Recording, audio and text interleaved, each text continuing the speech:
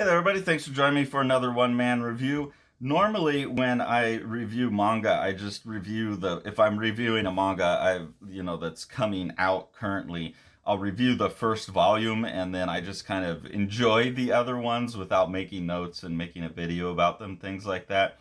But I'm such a big Shinichi Sakamoto fan that pretty much anytime I get one of his books, I'm just gonna want to share it and sing its praises and try and turn other people onto it. So I've just got the second volume of hashtag GRCL Midnight Children. This is Shinichi Sakamoto's adaptation, very loose, strange adaptation of Bram Stoker's Dracula. But it's such a beautiful, compelling book. I've got to share it and just show some of the images that I like and some of the thoughts in it that I like. Right out the gate on like this just first page here, you get a really fun quote. Truth is captured not by the camera lens, but rather is seared onto the retina. So this interesting idea of like the camera can lie or your eyes can't lie, setting up, the Dracula story where everyone's kind of obsessed with the supernatural and the things unseen. And it's just a quote that I can mull over. Then we pick back up where we left off. Dracula has invaded. In this one, the Demeter has crashed, and all of the coffins have been brought into a school for wealthy children. So in this, the characters are presented quite different. We have Mina here is basically a maid at the school for these other rich kids, and then we have Arthur, Joe, and Quincy are characters that are students at this really rich boarding school. So very different from like the adult dynamics that are in the actual novel itself. But it sets up a lot more commentary that can be made by Sakamoto about social issues because he's diving into a character that's, I don't want to say trans, but a character that's gender fluid maybe. You have Quincy being a black character from America, someone who's coming over as like the son of a father who owns an oil company or something. So you can get some of these like social justice dynamics in some of the commentary in the book as well. I'm not sure exactly what Sakamoto Shinichi is trying to say with all of that yet. He also has Mina as like someone who does catch wrestling, and so she's like the strong feminist character in here. So it feels much more contemporary in tone. Also, Lucy is known most of the time as Luke in the book. This is like the gender fluid character that like transforms into a girl at night. It's almost like a gender werewolf. Obviously, at this point, Lucy has already been bitten by Dracula, but you can see some of this just off the charts, like gorgeous imagery that Shinichi Sakamoto puts together.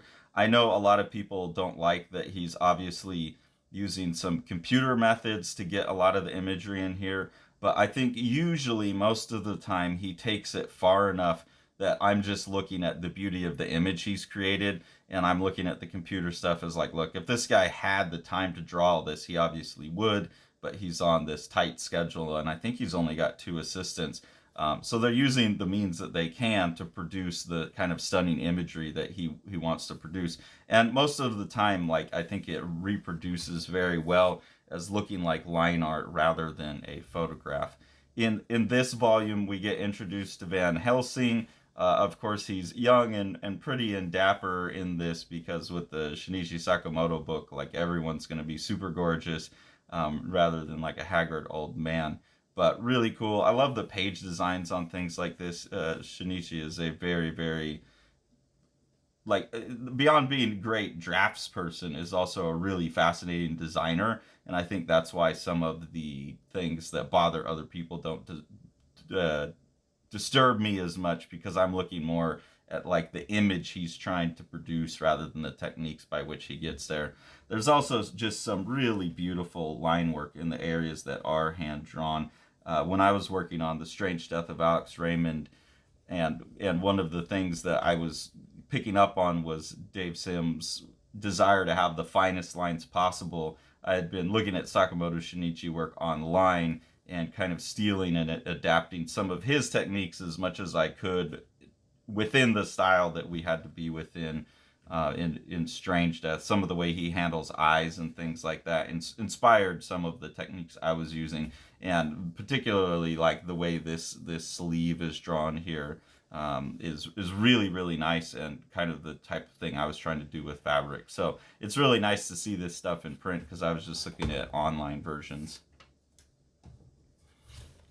Here's a really good example of some of the more imaginative imagery and some of the stuff where you're getting obvious computer additions to make this happen, but it still works really well and looks like a drawing to me. So you have this really strange, uncomfortable page here where there's a stain on the wall, and this character's been cleaning up. They can't get rid of the stain. Mina's been trying to get rid of the stain, and here you see Dracula dance out of the stain. I also really like the strange setup in this page where you can see it all as one continuous wall. So when this character turns and walks, it almost looks like he's walking towards himself, and then Dracula moves away. It makes this area feel extra like glitchy and claustrophobic to me, but then also makes the motion here feel much more dynamic to have this kind of cutting against the grain motion throughout. So really just masterful composition and storytelling.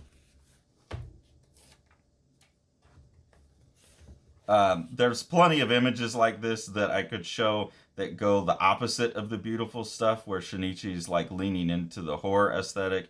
Here you have the character Arthur torturing Lucy. He's gone kind of mad and is saying like, "You will never dare to tempt another man."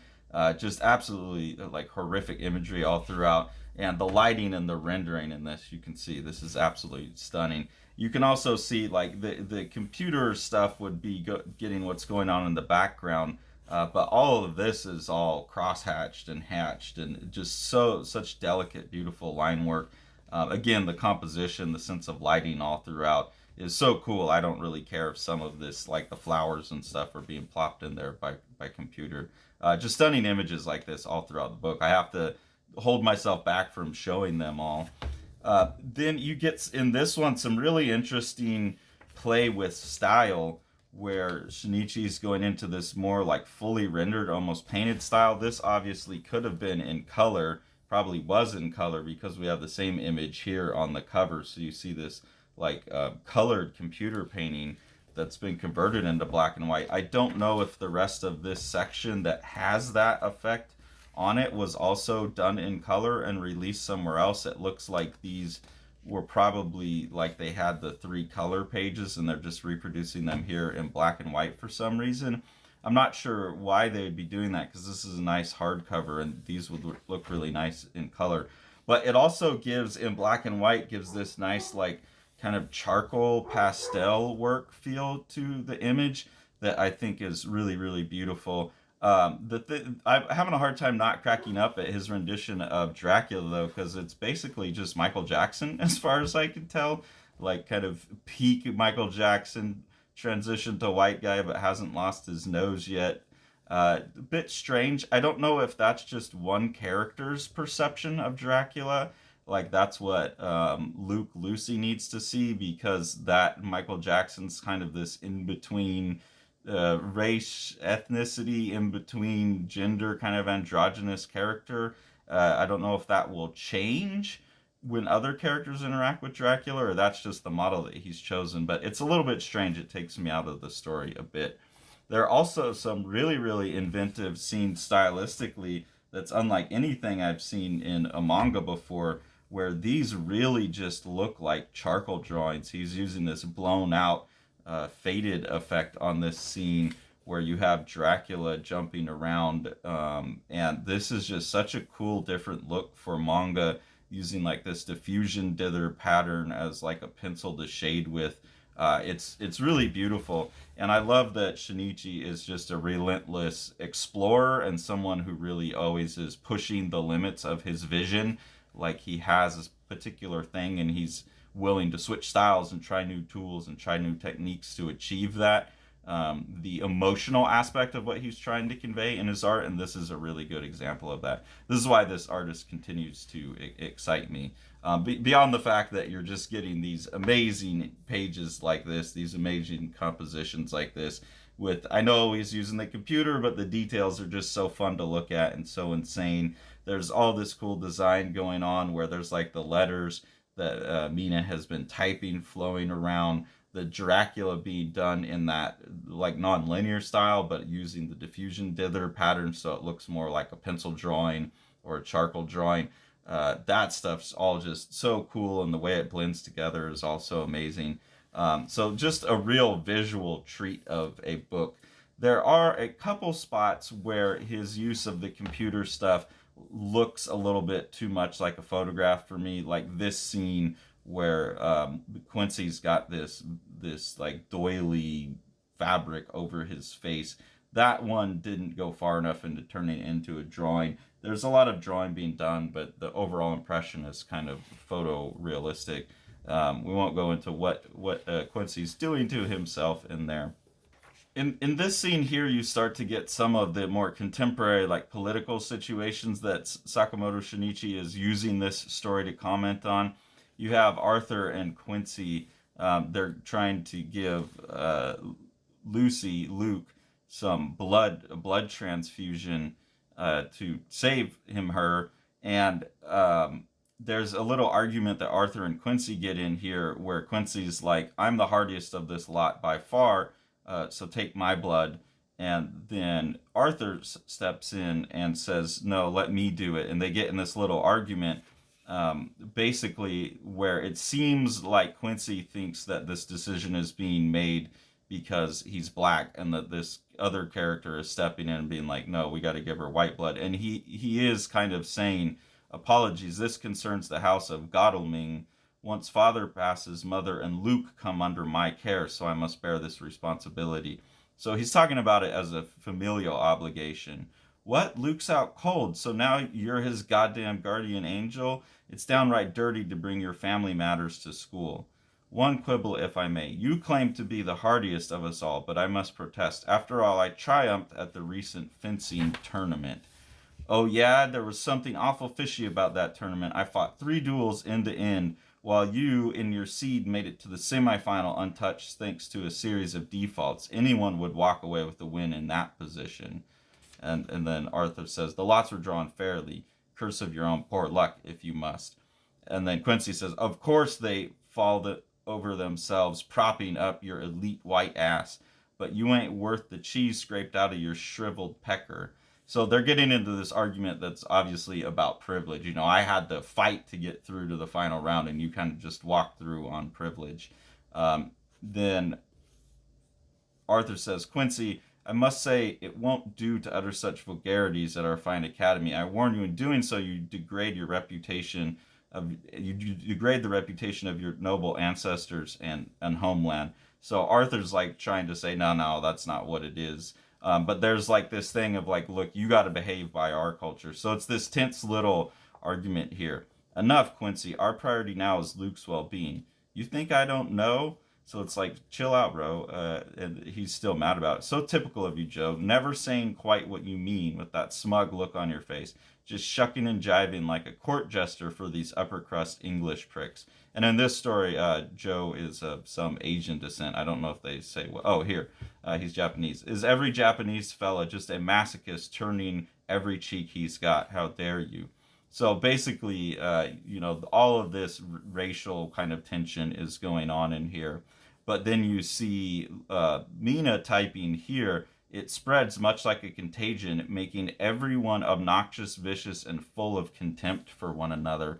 So I found that really nice as a statement closing all of this, is he's acknowledging all of the very real issues that are going on in society today, but he's also acknowledging how it's being used, that our very real disgusting past is being used to keep us obnoxious, vicious, and full of contempt for one another. So I really like that he has a forward-looking ideas on sex, gender, race, all of that stuff, but he's also, it seems like, starting to make some kind of little analogy in his story, that in the same way that Dracula's like this contagion coming in, contaminating everybody, that some of these ideas that keep us divided are coming in and, infecting our blood and keeping us apart rather than cooperating to save the person that we love, or, the metaphor of like saving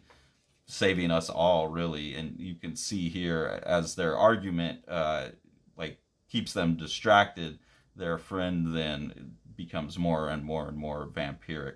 So really like that kind of thematic ending to the book. I'm really curious to see where Shinichi Sakamoto goes with the rest of it.